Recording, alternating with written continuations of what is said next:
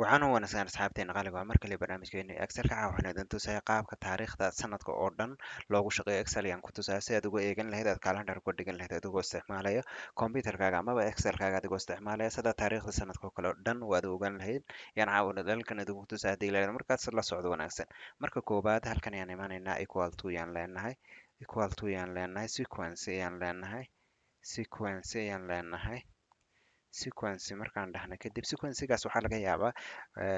Microsoft Office kii hore oo dhan inuu shaqayn waayo Office kii hore oo dhan inuu shaqayn waayo laga yaabaa iminka tusaale 2013 oo kale 2007 oo kale inay shaqayn waayaan baa laga yaabaa markaas waa inaad 2006 aad ka dhigataan iyo wixii ka dambeeya 2006 to 2009 iyo lase maxaa la dhahaa Microsoft Office 365 ka laftiisa waa kuwa ugu fiican markaas inaad kaas u dejisataan ayaa muhiima markaas sequence aan dhahna kadib haddaad dib ugu soo noqon cashirkan haddaan dib ugu soo noqon waxaan sameynaynaa sanadku wuxuu ka kooban yahay konton iyo saddex ama konton iyo labo usbuuciyuu ka kooban yahay konton iyo laba baan ka dhigaynaa usbuuci ama toddobaad ayuu ka kooban yahay toddoba maalmood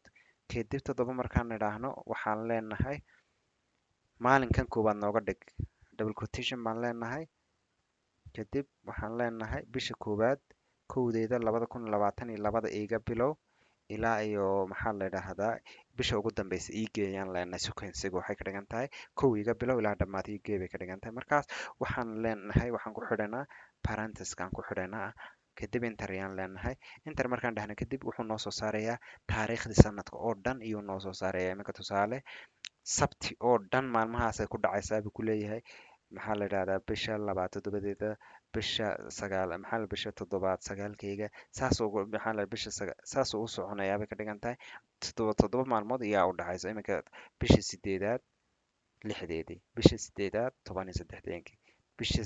sideedaad 20 bisha toddoba u dhaxaysa maalin toddobaadku ka kooban yahay toddoba maalmood toddoba maalmood baa u dhaxaysa markaas halkan sabtidana sidoo kale maalmihii sabtida oo kale iyo halkan keenaya maxaa la yidhaahdaa kowdeedu wuxuu inuu ku dhacay maxaa la yidhahdaa bisha 12 inuu ku dhacaya maalin jumcaha ayuu halkan nagu tusinayaa markaas halkan ayaad si sahlan ugala soconaysaan taariikhda idinkoo aan wax calendaraba u baahan idinka calendar suubisan karaya amaba se samaysan karaya waxaa laga yaabaa mararka qaar markaad aad sidan tidhaahdaan inuu number caadi ah sidan oo kale uu idiin soo saaro ayaa laga yaabaa halkaas number caadi ah number caadi inuu nii soo saaro sidaas isagoo soo baxa laga yaabaa markaas si aad taariikh ugu bedelataan isla halkii baad galaysaan halkan ayaad imanaysaan right click ayaad leedihiin format cells ayaad dhahaysaan kadib datekaas aad kaliga dhahaysaan okay ayaad dhahaysaan saasuu taariikh caadi ah iskugu bedelayaa markaas qaabkaas loogu shaqaysta oo looga dhigtaa excelka dhanba taariikh caadi ah ama calendarkii saxda oo laga eeganayay looga dhigan karaa way ka dhigan tahay markaas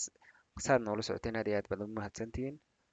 si aad youtube-ka noola socotaan barnaamijkayga wuxuu saaran yahay youtube-ka linkigiisu baa-yogu saaran yahay halkaasaad kala soconaysa aad subscribe dhahaysaan waxaan halkaas soo dhigana halkaasaad ka daawanaysa haddii la idhahdo kanina maxaa la dhahdaa tiktokana share baad dhahaysaan haddii la idhahdo kadib suu asxaab badan u gaadhan ay uga faa'iidaystaan casharadan gaagaaban soo dhigay aad iyo aad baad mahadsantihiin waqti aad joogtaan wanaagsan iyo aadna rajayna goor walba iyo goob walba aad joogtaan